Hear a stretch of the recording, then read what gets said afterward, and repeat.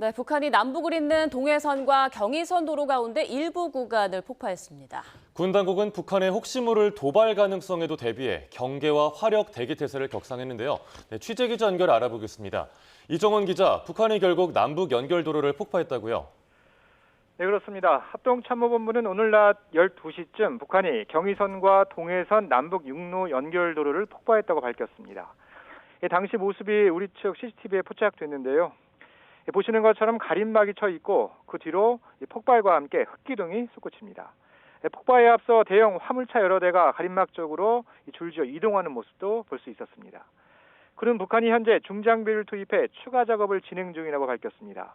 폭발로 인한 우리 군의 피해는 없었지만 그는 군사분계선 이남 지역을 겨냥해 대응 사격에 나섰습니다. 폭발 구간 등 구체적인 내용은 좀 더 확인이 필요한 상태인데요.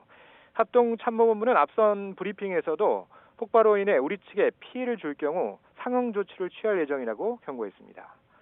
북한은 지난 9일 남북 완전 단절을 공표하고 요새화하겠다고 선언한 지 일주일도 안 돼 도로 폭발을 실행에 옮겼습니다. 군 당국은 북한이 보여주기식 폭발에 그치지 않고 추가 도발까지 준비하는 것으로 보고 도발을 감행할 경우 자위권 차원에서 강력히 응징하겠다고 경고해왔습니다. 북한이 무인기 침투를 주장하며 앞서 전방 포병 부대의 사격 준비 태세 지시를 내린 데 대해서도 대북 감시 경계와 화력 대기 태세 강화 등 여러 지침을 내렸습니다. 북한이 오늘 폭발을 감행한 도로는 철로가 아닌 도로라고 군 당국은 밝혔습니다. 네, 이런 가운데 김정은 국무위원장이 남측 무인기 침투 주장과 관련해서 오늘 회의를 열었다고요. 네, 조선중앙통신은 오늘 아침 김정은 국무위원장이 국방과 안전 분야에 관한 협의회를 어제 소집했다고 머릿기사로 소개했습니다. 우리로 치면 NSC, 국가안전보장회의와 유사한 기구로 보입니다. 김 위원장은 회의에서 군사활동 방향을 제시하고 전쟁 억지력의 가동과 자위권 행사에서 견지할 중대한 과업을 밝혔다고 했는데 구체적인 내용은 소개하지 않았습니다. 또 강경한 정치적 군사적 입장도 표명했다고 통신은 전했지만 이와 관련한 내용 역시 구체적으로 보도하진 않았습니다.